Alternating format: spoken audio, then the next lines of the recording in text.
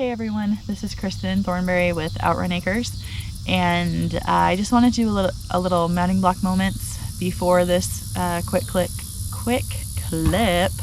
Woo, I can't talk tonight. Of Shine, where it was a perfect example of I went into the round pen to work with her and had this plan in my head of everything that we were going to do and where she was at mentally, and then I get into the round pen, and as soon as I go through the gate, I realize, what, bro? She is terrified of my stick with the bag on the end. And so I was like, you know what? We can't start where I thought we were going to start. I'm going to have to kind of back this up, and I'm going to have to make sure she's not terrified of this tool that I might have to use to send her forward. So I did a little bit of Cat H training with her and kind of got her just maybe interested in the bag, and waited till she was interested and not afraid of it anymore before I kind of carried on with my original plan of what we were going to do in the round pen. And that is so typical of horse training. So I thought it was super important to video it and share it with you guys, because it happens to me all the time. I'll have this well thought out plan, which is part of my kind of like perfectionism. Like anybody that knows me, I think, kind of knows that I lean that direction. Okay, I don't lean that direction. I'm like on a planet called perfectionism. So that's one of my things that I'm kind of working on, my own personal development.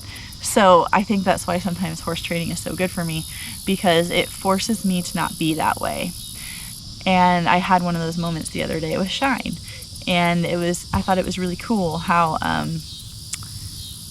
it just forces me to improve myself, even if that would be harder for me to do in completely other areas of my life. For some reason, when I'm working with horses, it's much easier for me to take a step back and do what the horse needs. And I'm not always so good at that in my own personal life, taking a step back and doing what I need. So I have a lot to learn, as I'm sure most people do, and just keep trying every day. But anyway, we'll get to the clip. Hope you enjoy it and find it interesting. And if you have any questions or comments, please write them down below the video. Okay, thanks guys. Okay, so this was kind of interesting. I just brought Shine into the round pen to do some training with her, and as I came through the gate, I realized that she was a little bit afraid of this bag. So I'm going to do some kind of like Cat H training with her first. And of course I missed one of the best parts while I was turning on my camera, but we'll see if she'll do it again. So what I basically did was I put this stick in the bag up here. See how she's looking at it kind of funny, and she's kind of concerned, and she moves away, so I'm going to take the bag away. Okay, I just want to let her know that I recognize her concern, and that when I see she's concerned like that, that I will try my best to remove whatever that thing is that is concerning her. And in this case, it's the bag on the end of the stick, because up to this point I've been using it to move her feet. That's good. I was kind of waiting for a sign of relaxation. So lowering the head to eat means she's relaxed enough to eat and produce saliva. So I'm gonna lift up the bag again and see what I get. And she like really doesn't like that.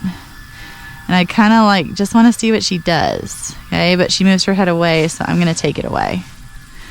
And then I'm just going to wait. There, she has a lick and a chew. I don't know if that's because she has grass in her mouth and she thought she'd just continue chewing after that moment passed, or if she was relaxing, but that lowering of the head tells me that she's relaxing a bit.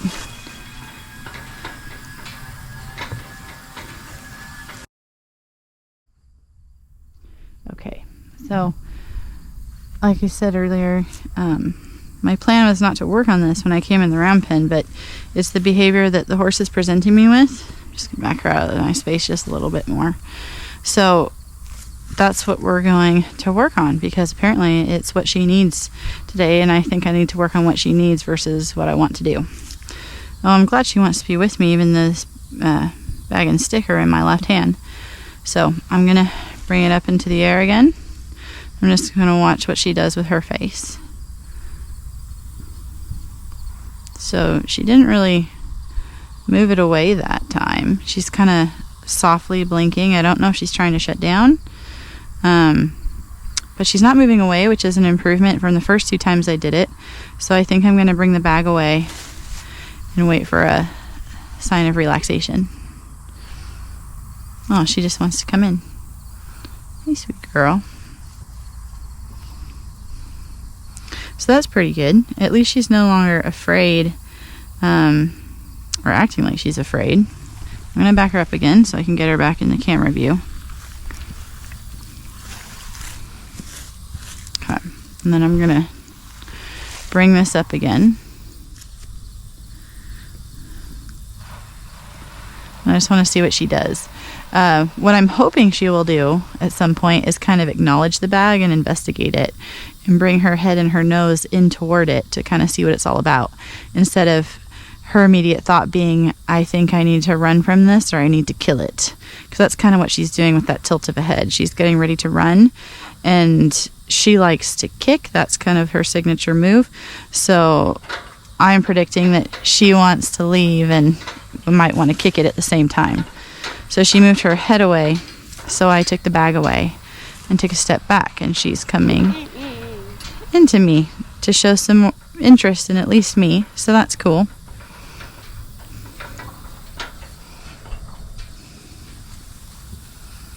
Some interest in my helper, Miss Riley. She likes to climb the round pen panels while I'm doing training. Well, that's very good, Miss Shine. So I'm pretty close, I'm pretty close to the fence right now and to her, so I kind of want to, I might just walk over into the middle of the round pen so that I'm in a better space to work on anything that should come up. I don't want to be squished in that little area.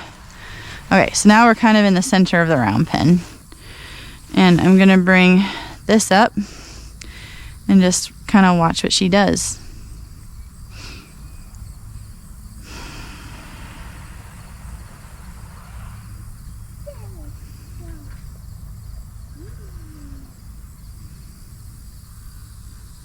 There we go. That's exactly what I was looking for. And after she investigates it, I take a small step back and I bring the stick in the bag away to remove any type of pressure. Now she's kind of sniffing the handle of my stick. I don't really want you to do that though, because I think that's like exposed fiberglass. That won't feel good on your nose. This is a very old tool. Okay. I'm gonna bring that bag up again. See what she does.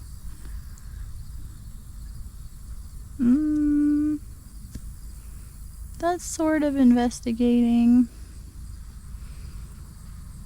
Are you bored? Oh, well, that was good.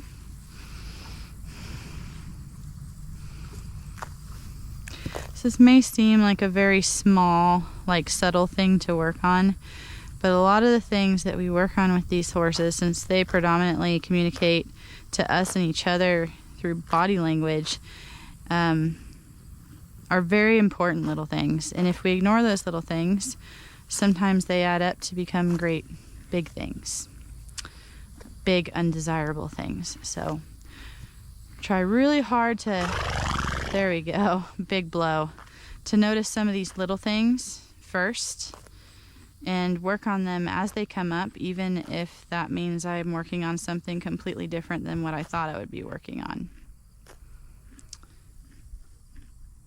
And just go from there.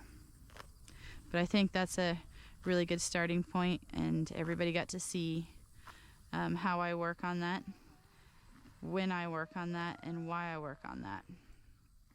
So now that she's a bit more okay with